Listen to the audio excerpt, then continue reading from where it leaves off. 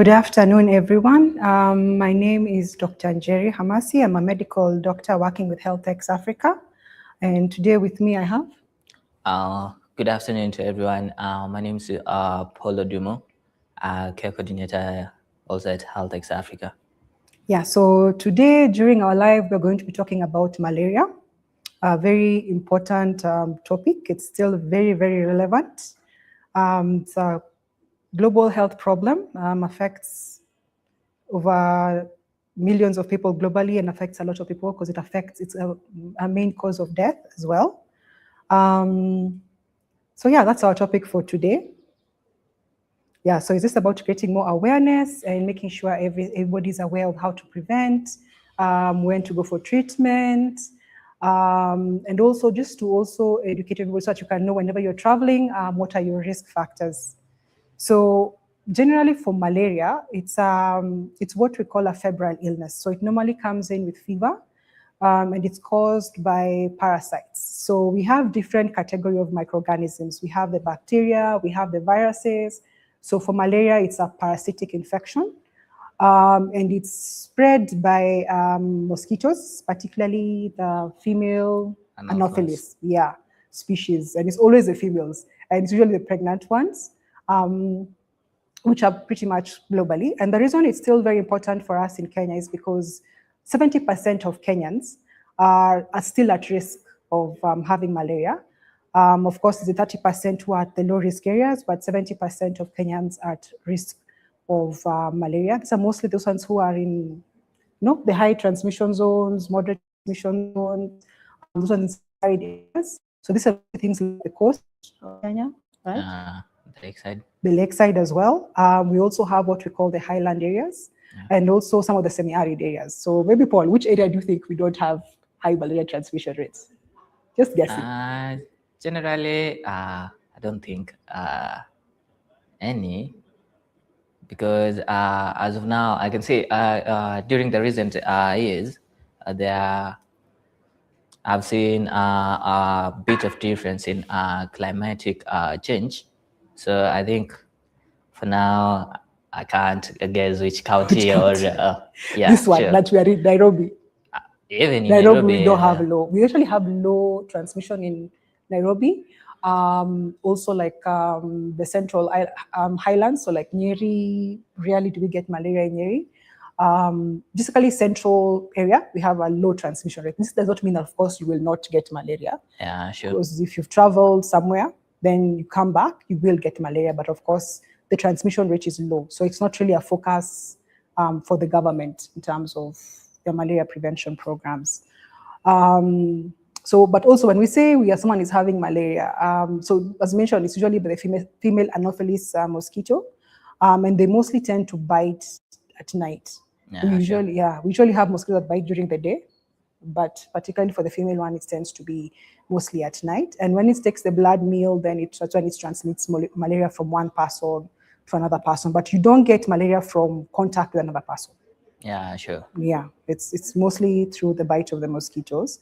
And when we look towards the signs, what are some of the signs? You said you've already had malaria before. We were discussing this earlier. What are some of the signs that maybe you can just say you think someone can have malaria? One was fever. Fever, but also the strange thing with fevers is it can come from all the conditions. So it's usually not very specific. You need to be also knowing your risk as well. So fever is one of the main causes, one of the main signs. Actually, I think it's the sign for malaria.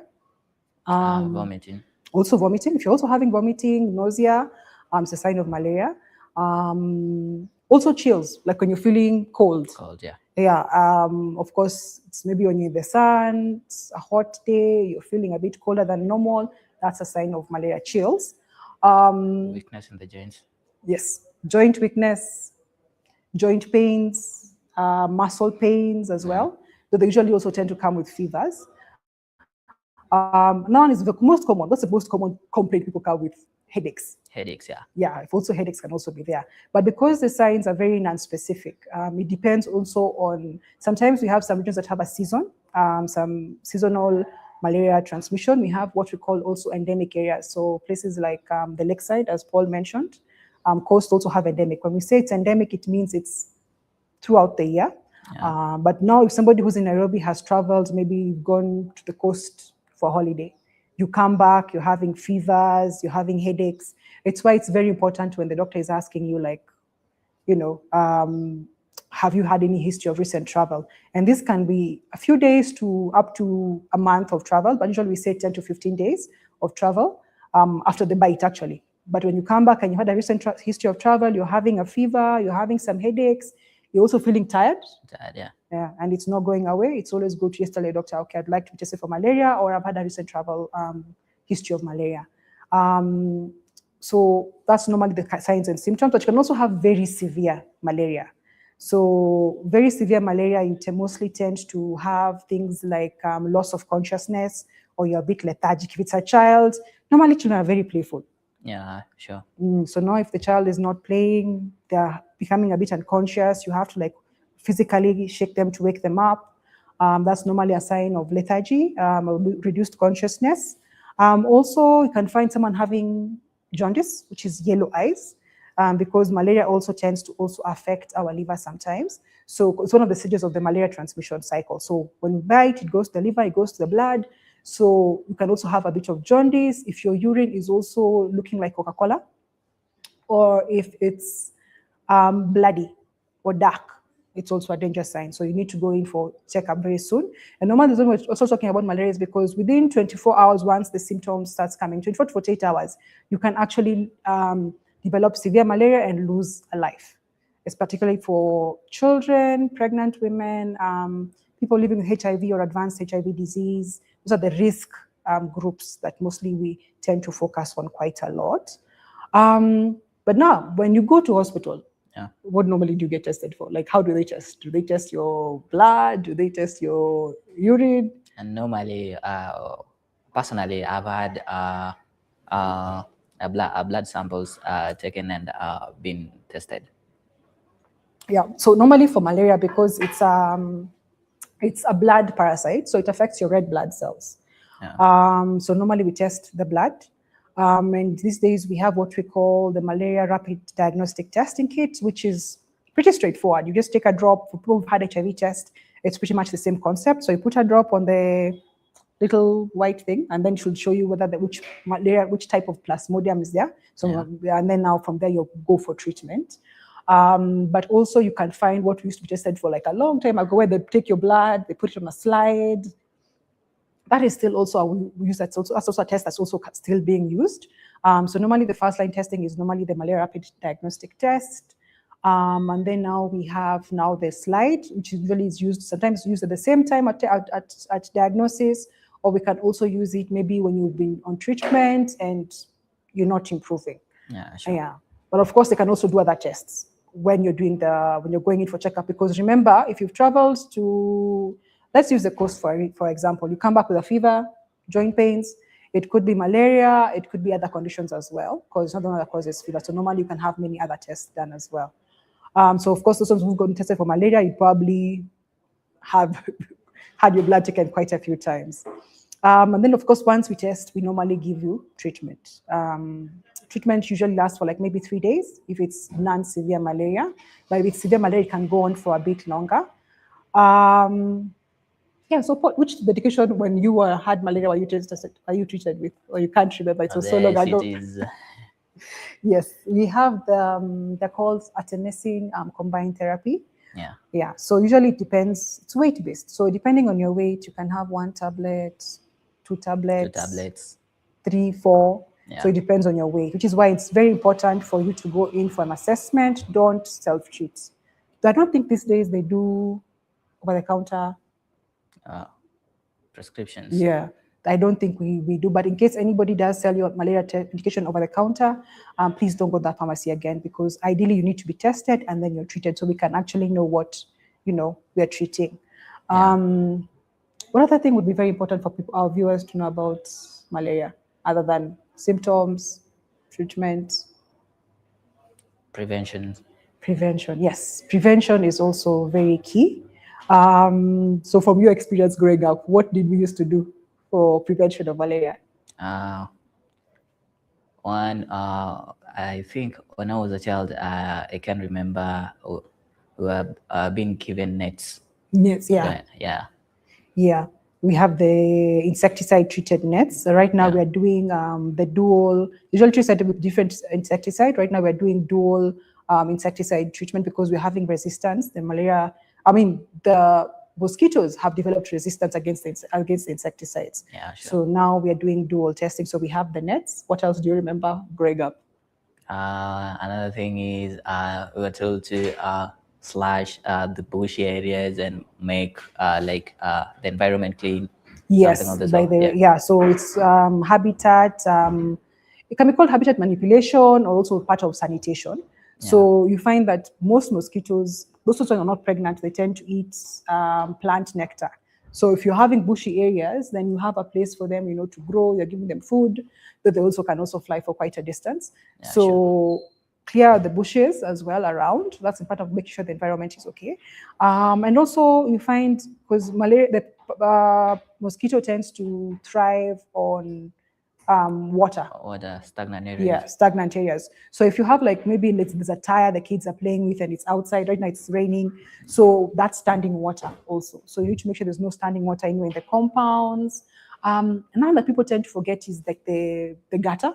Yeah, sure. Yeah, so if your gutter has been there for a while, you've not maybe cleaned out the debris, you've not cleaned out the soil, when it rains, then there can be standing water there, which is also a breeding area for the mosquito. Another thing that they tend to do for mosquitoes, particularly what we call vector control, is the nets. We also have the spraying. I have not seen spraying though in a while. Yeah, sure. But actually, I do remember in the villages there was that program Yeah, and I think that was it's enrolled. still really, of course, a mosquito has to land somewhere. Yeah, sure. Yeah, so we normally spray the surfaces for that. So that is in terms of the insecticide control for the vectors. Another thing that I see people doing quite a lot, like in areas where maybe there's been some mining. When there's been mining, of course, there'll be like craters and whatnots. Then now on they can do leveling, like they level the area, they add soil, they maybe can revamp it. Some a place like Halapak in Mombasa is actually like a mine before, and Yeah. then now management so that you don't have places where there's standing water. Then you also find for the drains. I see this one a lot in Nairobi, which is what we really need. Drains need to be like clear, so there's not soil. And also moving water. Yes, we need to have moving water because with moving water, they can't really grow per se the larva stages of the mosquito. Yeah, sure. But also now in places like Nairobi, what can people do in their homes? I see a lot of these ones. They call them emanators, where you put the electricity, the coils. Then it burns. Yeah, the one that you put in electricity there. What is the one that you just put the liquids? Yeah, The yeah, mosquito sure. guards. The mosquito. Yeah, sure. Yeah, so this vaporizers can also help with like managing a lot. But I think also one thing that's very important to know in terms of vector control is for those ones who are living in high malaria zones. Let's say Paul and I are living like in the same village. If we have enough people who are using insecticide treated nets, there's like kind of like almost like a hard immunity, like a community protection for everybody else. So if you are given those nets, normally they tend to be given in hospitals. There's usually like a campaign to give them. So if you have any of those nets, it's always very important that you do use them. If you're maybe someone from Nairobi who's traveling, and you find maybe the hotel you're staying in has the nets, use them. Another thing also for vector control is the nets. I've seen a lot in the coastal region. Yeah. They have the nets at the windows, the nets on the doors. The gutters. Yeah, so usually that also helps prevent the mosquitoes from coming into the houses. Then we have another very interesting prevention modality, which is the chemo prophylaxis, the medication. Yeah. So when you're going home, do you take malaria drugs when you're going home, or these days you're just my immunity is strong enough? I haven't taken some in a while. Yeah. Yeah, and that's also because we stopped giving chemoprophylaxis for people who are like Kenyans. We've basically been living in Kenya for like 10 years. We pretty much assume your immunity is pretty robust. Yeah. So we don't give you chemoprophylaxis. But we do give it for pregnant women who are living in high areas. So they're doing ANC in maybe Kisumu, Homa Bay, then you'll be given the intermittent treatment. Also, we have under 5 years children because they're also very vulnerable. Then they're given malaria prophylaxis. But general population, not so much. Yeah, not anymore. Any other prevention we've forgotten? That's very important. The vaccine. Yes. Right now we have a malaria vaccine, which I think we did not have when we were growing up. Yeah. But it's also only for those specific counties where, you know, there's high risk of transmission. So usually for WHO says it should be moderate to high transmission areas. So of course, if your child is born in Nairobi, they will not have access to the malaria vaccine, but children who are in areas where there's high malaria transmission, then there's a vaccine, and normally they start giving it at 6 months. Our Kenya schedule starts at 6 months, 7 months, and then you're supposed to get at least 4 doses. Yeah, so that also prevents a lot of children from getting severe malaria. Sure. Yeah. So there are different ways you can protect yourself. Some of those ones we've discussed. Is there anything that you think we've left out for? I don't think there is any. Yeah. Okay. I think we've talked like pretty much on the prevention part, and that works for majorly the rural areas and the urban areas. Yeah, it cuts across both rural and urban. And also there's a lot of resistance. That's usually why you see we're still talking about it, and we're trying to make sure at least you take the medication only when you need it as well. So we have the chemoprophylaxis. I don't know, I haven't really read a lot about the new technologies that are coming up, but we do have like still working on other vaccines. They're still working on other testing modalities as well. Still also working on new drugs, because right now we only have the ACT, as Paul has mentioned, the artemisinin combined therapy for treatment. We do have other drugs as well, but normally those ones are not the first line. First line is artemisinin. Then now there's still, of course, other drugs in the pipeline, but that usually will take time because it's a slow process for coming up with new drugs. Yeah. Okay. And to ask, how about the myths and misconceptions about malaria? Yes. Which ones have you come across? Because I've not really grown up in a malaria-prone area. So which ones have you had? Okay, one, there was this research going on that if you remove your socks, then you put it on a dark corner, there will be a high concentration of the mosquitoes there. Yeah, sure. I honestly haven't had that, but I don't think it has any scientific basis, because usually it's a female one, they just want blood, and I don't think your sock is going to have any blood. I think it's the stuffy the smell. Yeah, the stuffy socks. The stuffy socks. Yeah. But that would be a very smelly corner, right? But yeah, I've seen like they were saying like odor can also like attract, because you can find that two of us like can be working maybe a shift, and all mosquitoes just go to one person, and one person is just working pretty much okay. So maybe it's an odor thing. I'm not sure about that. I've definitely not heard of that myth before. Thank you for Paul for that one. Okay. Which other myth have you had? I think it's only that. Only that one. Yeah. I don't think I've heard about another one, but there's no one that usually like herbal medication. You find some people do take like herbal medication for some time that someone has a fever. So also for that one, you can find it's really not scientific, because you see, you only have 24 hours, especially if it's a child. You only have 24 hours from when they start having symptoms to when they start deteriorating and going into severe. So it's always good, to go and have them actually checked. When there's another thing is also you can find, so the malaria life cycle, it's bites, then it goes to the liver, and then it goes to the blood, and then it goes back to the liver. So you can find when you're testing for malaria, if the parasite is currently in your liver, then it will not turn positive, because it's not in the blood at that point in time. So you usually have several tests that you can go through. It's not that maybe you've been mismanaged or misdiagnosed. It's usually, it may not have been in this blood. It's not in the blood at that point. The spores are not in the blood. So all our tests kits at the moment are blood-based. So if it's not in the blood, then it will of course turn negative. So it's not that you've been misdiagnosed. It's not that maybe the lab was incompetent. It's just that the malaria parasite was not in your blood at the time of testing. So of course you can do multiple tests. Yeah, sure. Yeah. But hopefully the other new testing kits will probably test other samples, but at the moment all we have are the blood-based ones. I used to hear a myth about mangoes. I can't remember what the myth was about mangoes and malaria. I cannot remember. I think it was you eat too many mangoes during some season, during rainy season, then you're at risk of malaria. Yes. But I think it's more of the season, because normally malaria used to come during the rainy season because, During the rainy season, yeah. which is actually where we are now, right? We're in the rainy season. So it usually comes during the rainy season for some areas. Some areas have continuous malaria transmission. But yeah, so it's always very important to always be aware of the signs and symptoms. But also, if you're not very sure, you can always request a test. And then it's a very quick test, doesn't take more than 5 minutes. And you need very little blood. So if you're someone who's very hesitant in terms of blood testing, it doesn't need much blood to do the malaria antigen, the malaria diagnostic test, the MRDT type. Yeah. So other than the myths, anything else that you think would be very important for us to discuss? Like if you're adults, do you think you qualify for the vaccine? That is The malaria vaccine, if you want. It's not like the COVID vaccine. Do you think you qualify for it when you go home? maybe, maybe not. I think right now it's only children. Of course, things will change. But right now it's children under the age of 5. Of course, targeting the ones under 2 years for Under now. 2 years, yeah. Yeah. But it's also those ones in the high risk areas. But I think you, because you've lived this side, you become almost low risk before you go home. Sure thing. Yeah.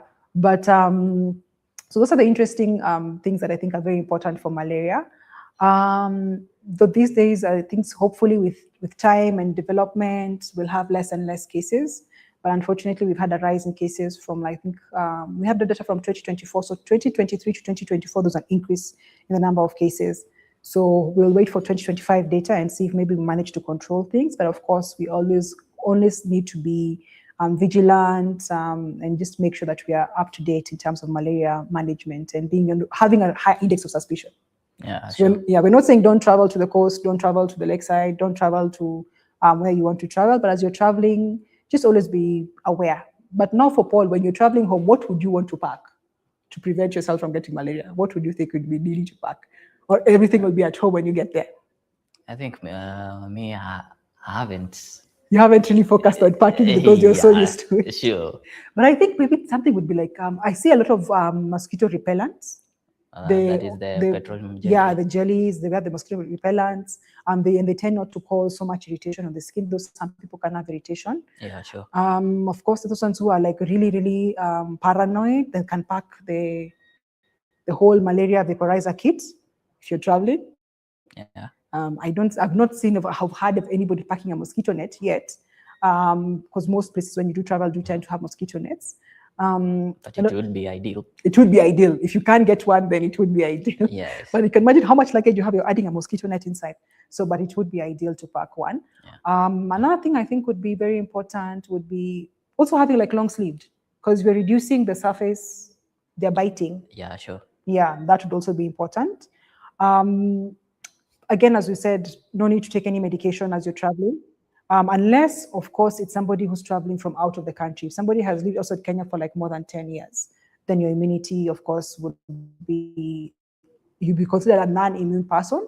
So, but usually for those patients who maybe have lived outside Nairobi, we usually recommend that before you travel, then always make sure you've already inquired of, I'm traveling to Kenya, what do I need to take? Because each country has its own malaria prophylaxis that they recommend. Yeah. Some of them also have to be taken like weeks before you travel.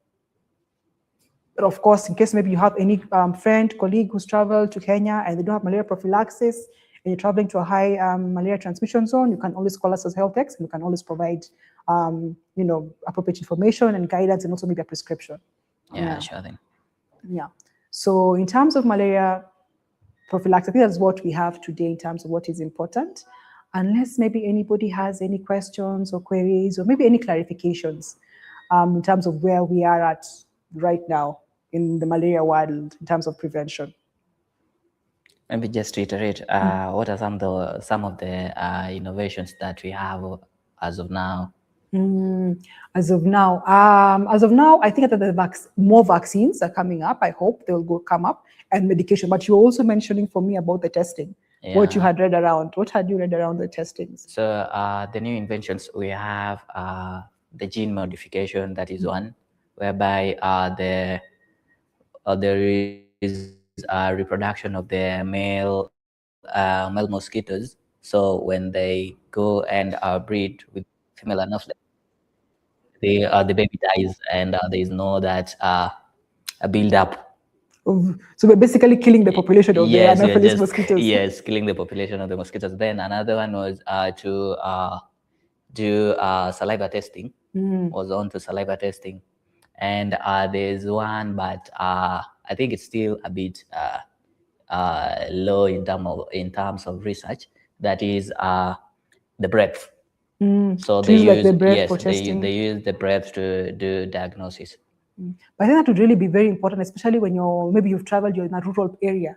You can imagine maybe somebody who is far off. No, Nairobi, we have many hospitals around. Yeah. But now you're staying in a place, like I know I worked in Kilifi, and sometimes the distance to the closest facility can be quite a lot. Yeah, so sure. Of course, if your community health worker has, the saliva test, there's no blood needed there, because now you see, of course, with pricking, there's of course the risk of infection prevention, but with saliva, it's much, much easier. Yeah. So I really hope that one is actually developed all the way, and it leads that it actually has a very good specificity and sensitivity to malaria testing. But of course, it'll have to go through all the full, the testing, the piloting, and yeah. also, of course, we're trying to see in terms of implementation, if it's something the communities can be able to trust. But I think also, in terms of also, I think, don't have seen from 2025, the dual testing, because we're actually having a new Anopheles species that was not in Kenya before. And this one is very resistant to a lot of the insecticides we have. So, but it's not been spotted in every area. But I think that's something that the government is really tracking, because there's actually a whole database to track where the mosquito has been seen. And that one usually in urban areas as well. So that one is going to be something very interesting to see. But also, in case maybe nothing is not mentioned, in case maybe you've started the anti-malarial treatment, after 48 hours, there's no improvement, do go back again. It's not saying that maybe the first malaria test was not correct. You just want to do a retest and see, because you may also be having a bit of resistance, because the government is also tracking resistance to malaria treatment, which is very important, because it's what also informs what drugs we give. It informs for the resistance for the mosquitoes itself. That one also informs, what insecticides we are using, because the insecticides are not just any insecticide. It has to be approved by the government, and they're also doing a lot of tracking. So a lot of the malaria programs, I think, are usually run by our government, our Ministry of Health. Also, if you've traveled home and there's a campaign going on, join in. If you have a child and maybe they're giving medication for under 5s, and you have an under 5, because you're in a high zone at that time, it will not harm the child to be given those medications. Same as the polio, the vaccination schedules that we normally tend to do. You see polio vaccinations when it's polio campaign time. Same when you're having a measles outbreak. So if you're seeing maybe you're in that area and something is being given, go ahead and also partake in that public health campaign to prevent. But it's something that is very preventable. The sad thing is malaria is treatable, it's preventable, but we're still having quite a lot of deaths from malaria because of maybe challenges in access, lack of knowledge. So even as change. Yeah, climate change also. But the funny thing with climate change, it's actually affecting mosquitoes, because when it's warmer, then their period of they're able to reproduce more. So now we have more cases. Yeah. So also climate change. But I was hearing that the government is working on climate change. So hopefully that will also be a factor that can be able to work all of us as a country as a whole. Yeah, sure. Yeah. And also I've seen there are systems that are being developed. As a champion for artificial intelligence, I've had some, and I've worked with some, that is analyzing and tracking the climate, and also analyzing data to give more predictions on the near future or the reproduction. Yeah, I think it's very important to also have data, because if we don't have the data, then we are not really able to project and see how things are going, and see if the seasons are also changing, because right now you don't know when the rains are coming, so that can also affect a lot of things. So it's a whole, it's one of what we call the One Health approach, where it's all hands on deck, not just doctors, not just public health officers, it's all hands on deck for us to prevent malaria and reduce the number of cases that we are having, because Kenya is one of those high burden countries still. We're not among the top 5, but we're still a high burden country for malaria. Yeah.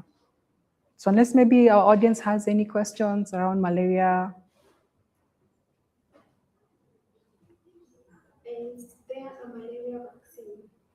Yes, we actually have two vaccines pre-approved. So normally what happens with vaccines, they have to be pre-approved by the World Health Organization, especially if they're being used for public health campaigns. Because what you actually have for malaria, it's a global health problem. Global health problem means it cuts across all boundaries. It's not limited to any geographical region. So there's actually a vaccine, but it's only currently in Kenya. It's been deployed in 8 counties. I can't remember the specific 8 counties, but it's been deployed in 8 counties, and it's targeting under 5s. They, of course, particularly it's put in the Kenya vaccination schedule for the children. So the target is under 24-year-old children, so children under the age of 24 months, or children under the age of 2 years, and so usually starting it, the WHO says you can start from 5 months, but Kenya we're starting at 6 months. So it's something that's very important to make sure if your child is in a high malaria zone, then it's good for them to have. If they are not living in a high malaria zone, high or moderate malaria transmission zone, then there is really no indication for them to have the vaccine. So we have some vaccines that are only in specific counties and not in other counties. It's part of our vaccination schedule, malaria being one of them. So in case maybe it's available, if your child is in a county where there's malaria vaccine, it's one that we highly recommend. It works in preventing up to 70% of the malaria cases, which is very important, especially for children at the age of 5, because they're very vulnerable. So yeah, there's a malaria vaccine, it's effective, but also it's important to mention that it's an add-on.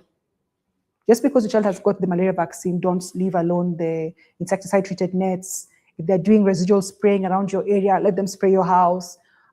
Still do the other modalities for prevention. Clear the bushes, check your gutters, make sure there's no standing water. It's an add-on to the efforts that we already have in place. It's not something that's coming in to take over. Yeah. Sure. Are there foods that cause malaria? Foods, no. I think this one is among the myths that we were myths and the discussing. misconceptions. So there are no foods that cause malaria. Probably what people realize have is that maybe the time some foods are there, as they are in season, it's when maybe the rainy season. But usually there are no foods that cause malaria. It's purely caused by, not caused, it's transmitted by what we call a vector. The vector is the female, specifically the female Anopheles mosquito, and actually it's the pregnant female Anopheles mosquito, because they're the ones that need blood for their babies to grow. But no food is anywhere along the malaria transmission cycle. What's the difference between dengue fever, malaria, and chikungunya? Okay, that's a very important question. So they all, first the commonalities, so they're all transmitted by mosquitoes, but different types of mosquitoes.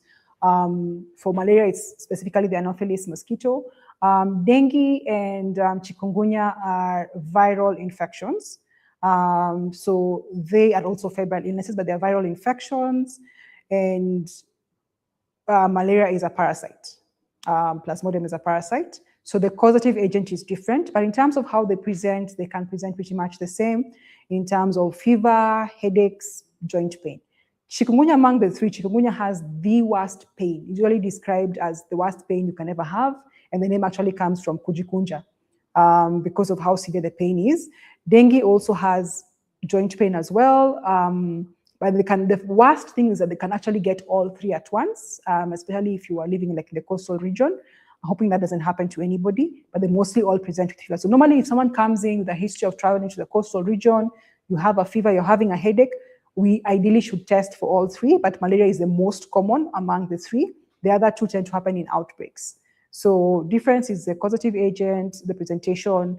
In terms of treatment, malaria, we have a treatment because of how severe it is and because it's a parasite that we need to eradicate. For dengue and chikungunya being viral infections, we mostly do what we call supportive management. So give you analgesics, make sure everything is okay, and just keep on checking your blood parameters and make sure you're fighting basically until your body fights the infection. For malaria, there's no fighting the infection. It's about it's early detection and early treatment. So when you have the symptoms, going for testing, and then now you can be able to be treated among the three. But basically, the three common in the coastal region, but dengue and chikungunya tend to be mostly with periods. I mean, specific seasonal variations. Most effective treatment for malaria? So most effective treatment for malaria, at the moment, we only have our first line. Currently, globally, we're using artemisinin combined therapy. So it's usually 2 drugs. But usually artemisinin is the main base of the drug. Sometimes if you're having specific different types of the parasites, so we have falciparum, we have ovale, we have vivax, the different types of malaria parasites, but the commonest it tends to be Plasmodium falciparum. So normally the one that first line tends to be artemisinin-based therapy. Of course, that's why we're saying after 48 hours, if there's no improvement in your symptoms or they've not really improved, please go back for review, because then you will do a retest, they will do a blood test, and just to see what parasite you have. And then, of course, in case they're seeing the parasite is still in high levels, reach out to the government or the ministry, the Department of Health, so they can be able to maybe change your medication or maybe put you on a higher dose or manage you appropriately. But the best treatment is pretty much the only treatment we have, which is ACT or artemisinin combined therapy at the moment. And then last question would be, what is one thing every person watching today should do to protect themselves and their family from malaria? The one thing I'd say everybody should do is I would go with sanitation, because normally sanitation involves, clearing the bushes around your house, making sure your gutters are like cleaned out so you're not having any standing water. If you're having any standing water like in a tire or any container that you've not discarded, discard that container. And also, sanitation also involves vector control to some aspect. So if there are any mosquitoes in your house, have either the vaporizer or anything else. But also if you're in a malaria transmission zone, the most important thing is sleep under a treatment, an insecticide treated net. So it will be different for the different zones. Okay, so since we don't have any more questions, Paul, any more present questions on your end? None at the moment. None at the moment. So thank you so much, everybody, for joining us today for our live on malaria. In case there are any other questions or maybe you have any other queries, you can always reach us through either our HealthX app, our toll-free number, or our website. You can always reach us to any of those regions for just any consultations, queries, or anything that you need assistance with for malaria or other things as well. So thank you so much for joining us today. And thank you. Have yourself a wonderful afternoon.